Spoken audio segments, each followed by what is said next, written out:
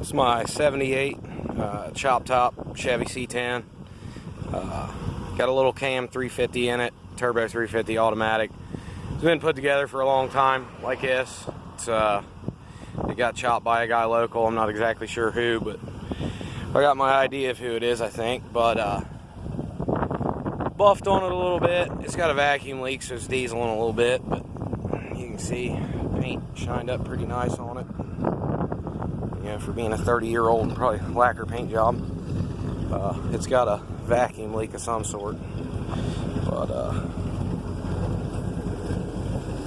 yeah, cool little old hot rod.